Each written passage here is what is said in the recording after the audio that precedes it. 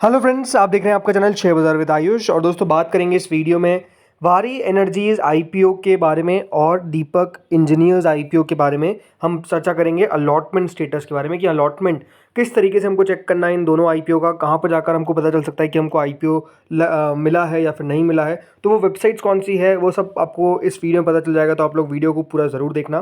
So friends, वारी energies का आज का दिन कह सकते हैं द डी डे है, क्योंकि आज ही आपको पता चलेगा कि दोस्तों इशू जो है वो आपको मिला है या फिर नहीं मिला है। 10 रुपये की दोस्तों इसकी फेस वैल्यू है, करीबन 1427 से 1503 का इसका प्राइस बैंड है। ये बात ध्यान रखिएगा, अगर आपको अलॉटमेंट मिलता है तो 1503 का आपको एक शेयर मिलेगा। कुल मिलाकर 9 शेयर आपको मिलते हुए नजर आएंगे सिंगल लॉट के अंदर। 4000 दोस्तों 321 करोड़ का इशू है ये, और आप समझ सकते हैं कि इशू का साइज डेफिनेटली बड़ा है, तो नो डाउट अलॉटमेंट के चांसेस भी बनते हैं। तो सबसे पहले तो दोस्तों आपको बताता हूँ कि अलॉटमेंट के चांसेस कितने हैं वारी के अंदर, देन हम समझेंगे कौन सी वेबसाइट पर चेक करना है। सो देखिए, जो क्यूआईबी कैटेगरी थी वो दोस्तों करीबन 215 गुना हमको सब्सक्राइब होती हुई नजर आई। क्यूआईबीज ने मैसिव पैसा डाला, बट डेफिनेटली हमको सब्सक्रिप्शन देखना होता है ऑन एचएनआईज एंड रिटेल। तो देखिए, जो बिग एचएनआई कैटेगरी थी वो 71.32 टाइम्स के आसपास सब्सक्राइब हुई, राइट। तो 71.32 टाइम्स का मतलब क्या है कि देखिए सीधा सीधा आपको ऑलमोस्ट 13 या 14 के अंदर, मतलब ओवरऑल ऐसा देखा जाए तो 14 में से एक को अलॉटमेंट मिलता हुआ नजर आएगा। किसके अंदर? बिग एचएनआई के अंदर। तो अगर आपने बिग एचएनआई के अंदर लगाए तो हर 14 में से एक व्यक्ति को अलॉटमेंट जो है वो बेसिकली मिलेगा बिग एचएनआई में। स्मॉल एचएनआई में तो देखिए जितना सब्सक्राइब हुआ है उतने में से एक को मिल जाता है, थोड़ा बहुत ऊपर नीचे डिफरेंस होता है, but no doubt small HNI के अंदर अलॉटमेंट उतना आसान नहीं है। 53.10 में से एक व्यक्ति को जो अलॉटमेंट है वो बेसिकली याद रखिएगा मिलेगा स्मॉल एचएनआई के अंदर। वहीं जो रिटेल पोर्शन था दोस्तों वो 11.27 टाइम सब्सक्राइब होता हुआ नजर आया।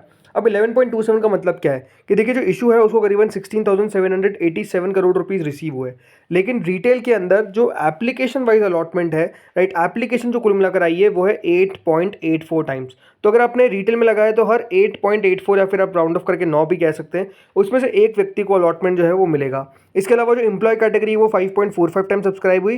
तो टोटल मिलाकर ये जो इशू है वो 79.44 टाइम्स हमको सब्सक्राइब होता हुआ दिखा।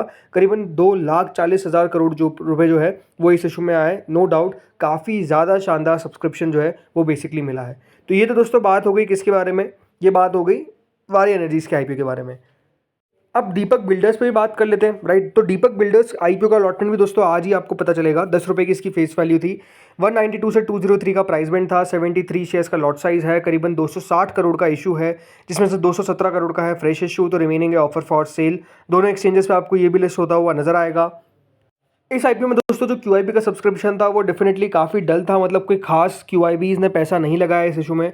लेकिन जो एचएनआई कैटेगरी थी वो 82 टाइम्स के आसपास सब्सक्राइब होती है, जिसमें जो बिग एचएनआई कैटेगरी है वो करीबन 77.86 टाइम सब्सक्राइब हुई। अगर आपने बिग एचएनआई में लगाया तो इसके अंदर हर 15 में से एक व्यक्ति को बिग एचएनआई के अंदर अलॉटमेंट जो है वो मिलेगा, ठीक है। देन स्मॉल एचएनआई कैटेगरी जो है वो सब्सक्राइब हुई थी करीबन 91.69 टाइम्स। तो याद रखिएगा स्मॉल एचएनआईज के अंदर हर 91.69 में से एक को मिलेगा, तो स्मॉल एचएनआईज के अंदर अलॉटमेंट आना अपने आप में काफ़ी टफ है। वही जो रिटेल पोर्शन है दोस्तों वो 39.79 टाइम सब्सक्राइब हुआ, बट एप्लीकेशन ज़्यादा दिख रही थी, करीबन 41.65 टाइम्स। तो रिटेल के अंदर अलॉटमेंट आप मान सकते हैं कि हर 41 में से एक व्यक्ति को जो है वो मिलेगा। तो रिटेल के अंदर अलॉटमेंट मिलना नो डाउट यहाँ पर टफ है, स्मॉल एचएनआई के अंदर टफ है, बिग एचएनआई के अंदर भी टफ ही है, कोई इतना आसान नहीं है। कुल मिलाकर दोस्तों 41.54 टाइम्स ये इशू सब्सक्राइब हुआ, यानी करीबन कंपनी को 7,561 करोड़ रुपीज़ जो है वो बेसिकली रिसीव हुए, राइट। सो इन दोनों आईपीओज में हमने ये तो देख लिया दोस्तों कि अलॉटमेंट के चांसेस क्या है। अब समझते हैं अलॉटमेंट का स्टेटस क्या है। पहले याद रखिएगा, मैं बताऊंगा आपको कि कहाँ पर चेक करना है वारी एनर्जीज का, देन हम बात करेंगे दीपक बिल्डर्स, लेकिन दोनों में एक कॉमन वेबसाइट है, पहले आपको वो बता देता हूँ। ये जो दोस्तों वेबसाइट है वो है दोस्तों बीएससी की, राइट।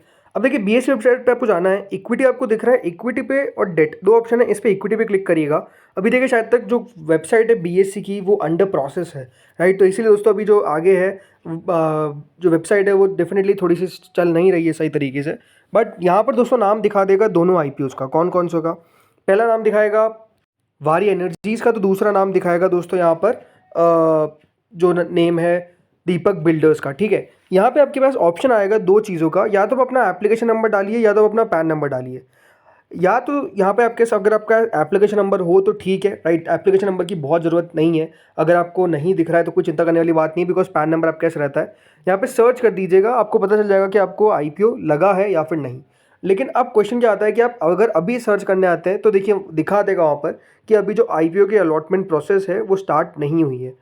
अगर ऐसा दिखाता है कि आपका जो आईपीओ आप जो यहाँ पे आप चेक कर रहे हैं उधर ये दिखा देता है कि नो रिकॉर्ड फाउंड। एक और चीज़ दिखा सकता है बीएसई की वेबसाइट पे जो होता है दोस्तों नो रिकॉर्ड फाउंड।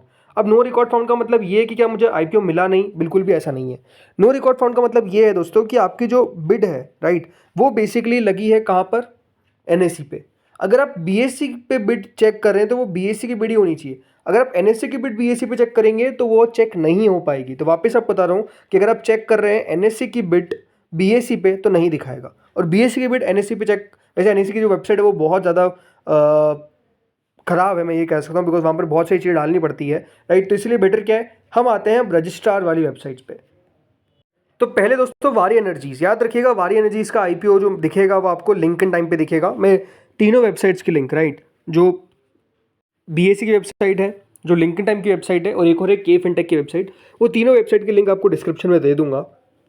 वहाँ पर जाकर दोस्तों आप चेकआउट कर लीजिएगा राइट। सो बीएससी वेबसाइट के बाद हम लिंक्डइन टाइम पर आ चुके हैं, और वारी एनर्जीज का याद रखिएगा अलॉटमेंट लिंक्डइन टाइम पे दिखेगा, दीपक बिल्डर्स का नहीं दिखेगा। अब यहाँ पे आप कंपनी पे जाएंगे तो देखिए कंपनी में सिर्फ एक कंपनी दिखा रहा है, इसका नाम है शिफ्ट टेक्सकैम। इसका मतलब क्या है कि अभी तक दोस्तों आईपीओ का जो अलॉटमेंट है वो आउट नहीं हुआ है, बट फॉर एग्जाम्पल मैंने शिफ्ट टेक्सकैम को सिलेक्ट कर लिया तो आपके दोस्तों 4 ऑप्शन से PAN number, application number, client ID, account number, इन चारों में से कोई भी आप ऑप्शन फिल कर सकते हैं।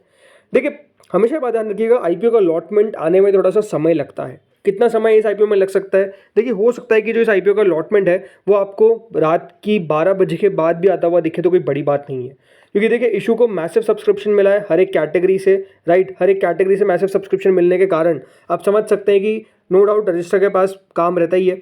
दूसरी बात, जिस तरीके के रजिस्ट्रार्स हैं राइट, लाइक लिंक्डइन टाइम, इन्होंने कभी इन टाइम रिजल्ट नहीं दिया है। मतलब ये है कि देखिए काफ़ी समय लग जाता है, कभी कभार 1 बज जाती है रात की, कभी 2 बज जाती है राइट।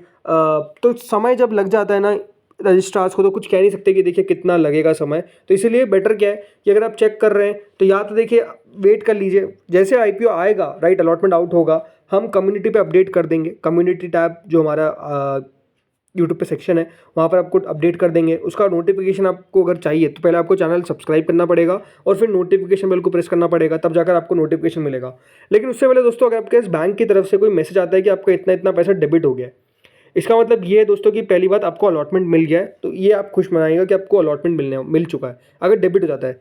दूसरी बात, अगर आपने यूपीआई के थ्रू लगाया है राइट, अगर आपका मैंडेट रिवोक हो जाता है तब इसका मतलब है कि आपको अलॉटमेंट नहीं मिला है। अगर आपका मैंडेट सक्सेसफुल हो जाता है तो इसका मतलब ये है कि दोस्तों आपको अलॉटमेंट जो है वो मिल चुका है, अगर आपने यूपीआई के थ्रू लगाया। बट अगेन इसमें भी समय लगता है। आजकल हो क्या रहा है कि देखिए ये जो यूपीआई का मैंडेट है वो बेसिकली अपडेट होता नहीं है, अलॉटमेंट आ जाता है उसके बाद जाकर नेक्स्ट डे अपडेट होता है, तो हो सकता है कि यूपीआई मैंडेट उतनी आसानी से अपडेट ना हो।